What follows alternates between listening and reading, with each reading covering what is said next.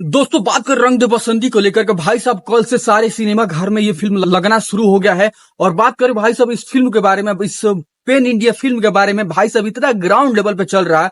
मतलब कि पूरा सोशल मीडिया और पूरा सिनेमा हल्का मचा कर रख दिया इस फिल्म ने। क्या ग्राउंड लेवल से बंदे ने मेहनत किया था भाई साहब, और उसका फल रिजल्ट देखने को अब मिल रहा है। पूरा हाउसफुल।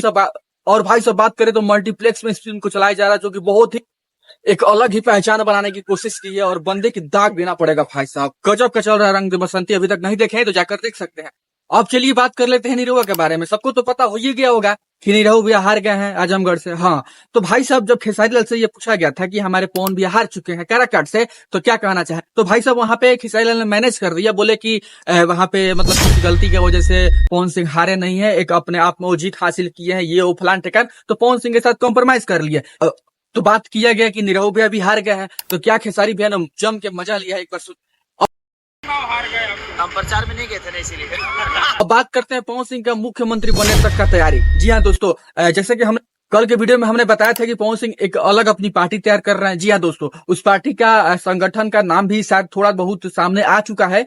और उस पार्टी का नाम, उस संगठन का नाम सर्व समाज पार्टी रखा गया है, जो कि सुनने में आ रहा है। लेकिन हाँ, 1 से 2 हफ्ते के अंदर उसका कंफर्म नेम आप लोगों के सामने रख। और भाई साहब पवन सिंह इस बार कोई गलती नहीं करेंगे, बहुत पहले से तैयारी करेंगे और डोर टू डोर जाकर के सभी लोगों से ये कहेंगे कि आप हमें वोट दीजिए, हम आपकी सेवा करेंगे, ये वो फलान ठिकान। तो बहुत जमीनी स्तर पे पवन सिंह इस बार जो सबसे ज्यादा चुनाव प्रचार करेंगे सरवन जाति की तरफ से करेंगे, और जाकर के वहां पे चुनाव लड़ेंगे और बहुत ही जमीनी स्तर से चुनाव प्रचार। अब चलिए बात कर लेते हैं काराकाट की जनता के बारे में। भाई साहब काराकाट की जनता जिस तरह से पूरा उछाल मार करके पूरा इंटरनेशनल लेवल पे हवा मचाई थी, और भाई साहब हौकाल मचाई थी, उसी तरह से इतना बेइज्जती हो रहा है काराकाट को लेकर के कि मतलब कि सुना नहीं जा रहा भाई साहब। बहुत लोग ये भी कह रहे हैं कि काराकाट की जनता ने पैसा के लालच में पवन सिंह को वोट नहीं दिया। मतलब कि तरह तरह की आरोप लगाया जा रहा है। तो ये काराकाट के लिए बहुत ही बेकार है। और बहुत लोग का यह भी कहना है कि काराकाट की जनता ने पैसा एक अच्छे नेता को खो दिए पवन सिंह को। तो बहुत सारा मतलब काराकाट की जनता पे थू थू चल रहा है।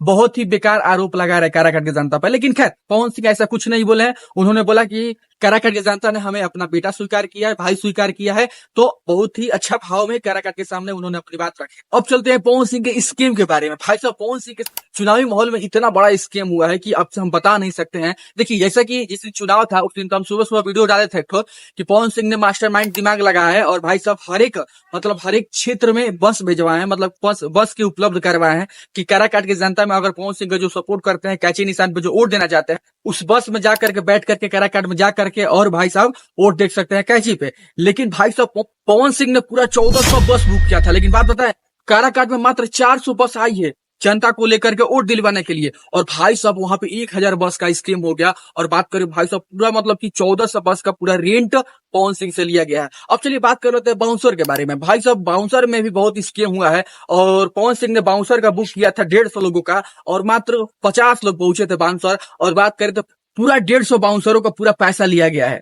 और बात करें लास्ट में जाते जाते रंग दे बसंती के बारे में, तो भाई साहब जब रंग दे बसंती का स्क्रिप्टेड हो रहा था, जब 4 साल तक इसका फिल्म पूरा कहानी स्टोरी लिखा, मैं 4 साल से ये स्टोरी रेडी करके रखा था गया, उस टाइम सिलेक्ट किया गया था पवन सिंह को कि फिल्म का बजट, फिल्म का पवन सिंह को भी बहुत पसंद थी सब्जेक्ट की फिल्म का। लेकिन पता नहीं पवन सिंह क्यों वहां पे इस्तीफा दे दिया और बोले कि हम रंग दे बसंती को नहीं करेंगे। तो फाइनली लास्ट में खेसारी लाल को चूज किया गया। और समझिए कि अगर पवन सिंह होते तो क्या तहलका मचा और क्या सिनेमा घर में बम्फार ब्लास्ट होता। खैर क्यों लौटा दिए कमेंट सेक्शन में जरूर बताइएगा, और क्या रीजन रहा ये हमको नहीं पता है। और पवन सिंह के चुनावी माहौल में एक ही सब कहना चाहेंगे कि भाई साहब स्कैम बहुत हुआ है, उनके नाम पे फ्रॉड बहुत हुआ है, और बहुत सारा लोगों ने कमाई भी किया है। खैर छोड़िए, जो भी हुआ अच्छा हुआ।